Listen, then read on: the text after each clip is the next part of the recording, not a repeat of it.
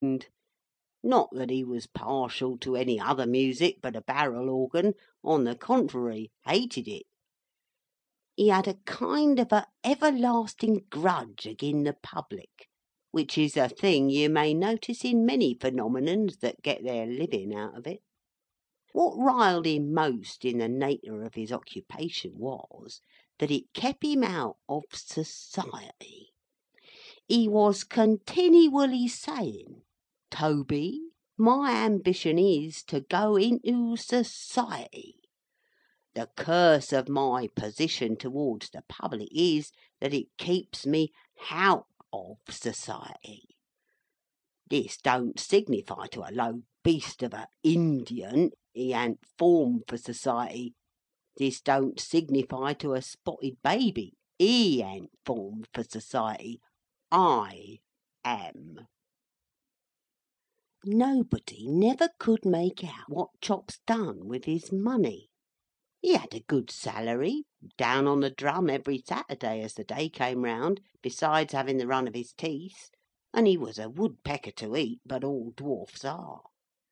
The sarser was a little income, bringing him in so many halfpence that he'd carry 'em for a week together, tied up in a pocket handkerchief.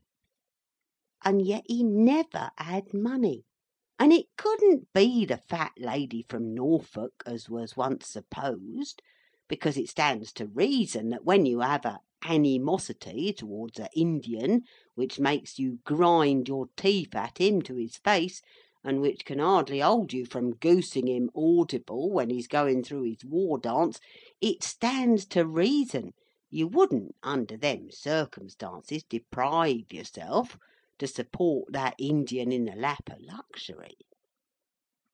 Most unexpected, the mystery come out one day at Egham Races. The public was shy of being pulled in, and Chops was ringing his little bell out of his drawing-room winder, and was snarling to me over his shoulder as he kneeled down with his legs out at the back door, for he couldn't be shoved into his house without kneeling down, and the premises wouldn't accommodate his legs. Was snarling, "Here's a precious public for you. Why the devil don't they tumble up?"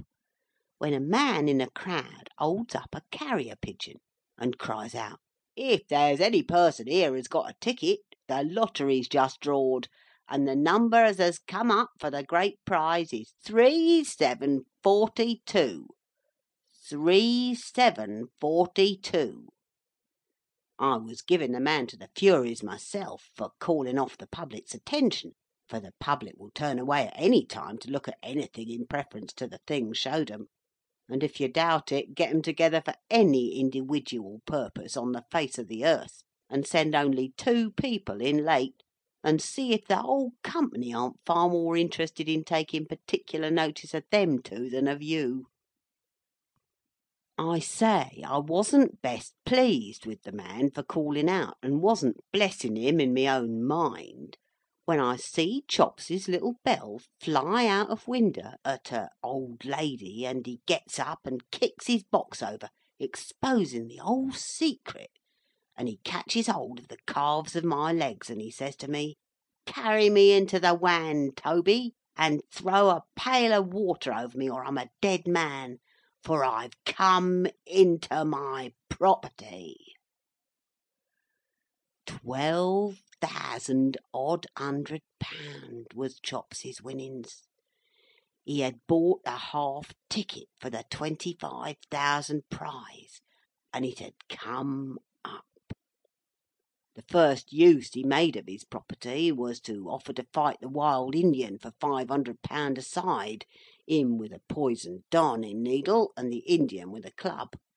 But the Indian being in want of backers to that amount, it went no further.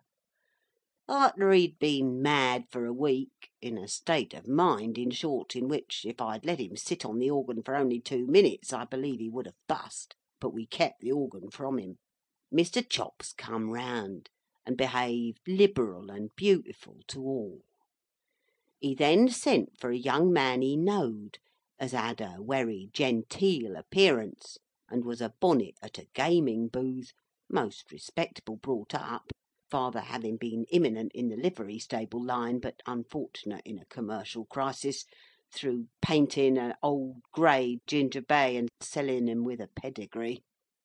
And Mr. Chops said to this bonnet, who said his name was Normandy, which it wasn't, "Normandy, I'm a-going into society. Will you go with me?"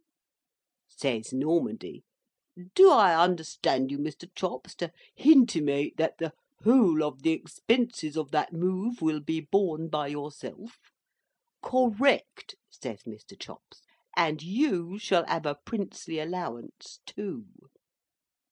The bonnet lifted Mr. Chops upon a chair to shake hands with him, and replied in poetry, with his eyes seemingly full of tears, "My boat is on the shore, and my bark is on the sea, and I do not ask for more, but I'll go along with thee." They went into society in a shay and 4 greys with silk jackets. They took lodgings in Pall Mall, London, and they blazed away.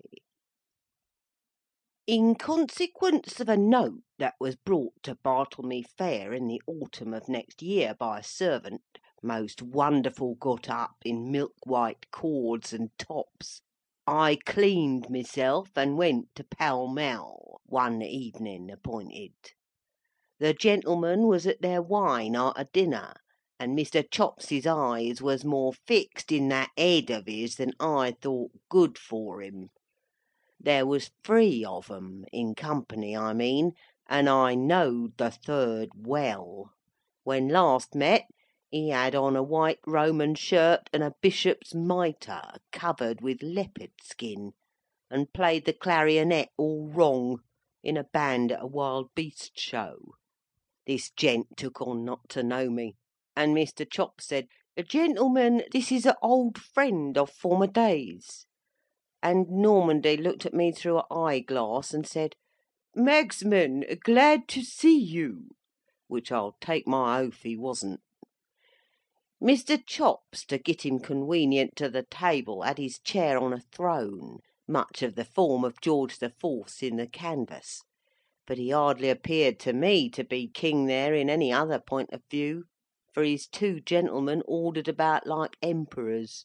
They was all dressed like May Day, gorgeous, and as to wine, they swam in all sorts. I made the round of the bottles, first separate, to say I had done it, and then mixed 'em all together, to say I'd done it, and then tried 2 of 'em as half and half, and then t'other 2. Altogether I passed a pleasing evening, but with a tendency to feel muddled, until I considered it good manners to get up and say, "Mr. Chops, the best of friends must part. I thank you for the wariety of foreign drains you have stood so handsome. I looks towards you in red wine, and I takes my leave." Mr. Chops replied, "If you'll just hitch me out of this over your right arm, Magsman, and carry me downstairs, I'll see you out." I said I couldn't think of such a thing, but he would have it, so I lifted him off his throne.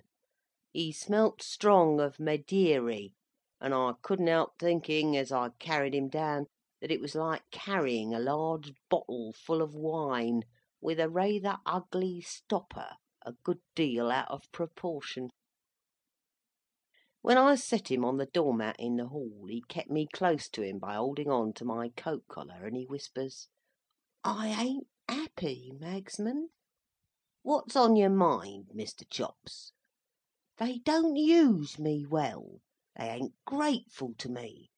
They puts me on the mantelpiece when I won't have in more champagne wine, and they locks me in the sideboard when I won't give up my property." "Get rid of 'em, Mr. Chops." "I can't. We're in society together, and what would society say?"